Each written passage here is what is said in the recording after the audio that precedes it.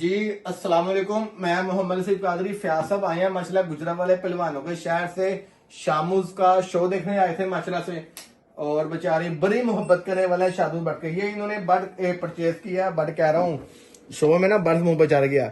ये इन्होंने incubator purchase किया है। एग टर्निंग बिल्कुल फयाज नाम और जी है, फयाज भाई माशाल्लाह। एग टर्निंग को हम कंट्रोल नहीं कर सकते। पानी की टिप्स मैंने आपको बता दी हैं। एक दफा फिर आपको एग टर्निंग चेक करवाते हैं।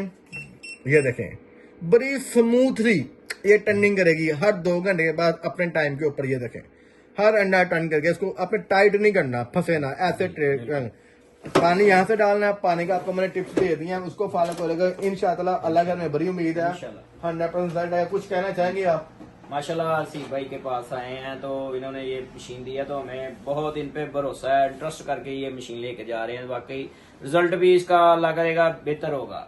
तो इंशाल्लाह अल्लाह इनको भी कामयाब करे और हमें भी कामयाब करे। सिफ भाई जिंदाबाद। अंडे फ्रेश हो, अंडे आपके फर्टाइल हो, मेरा अल्लाह पे यकीन है इंशाल्लाह आपके पास भी हमारे जोहो टाउन वाले उमर साहब हैं और अरहम भाई हैं माशाल्लाह से।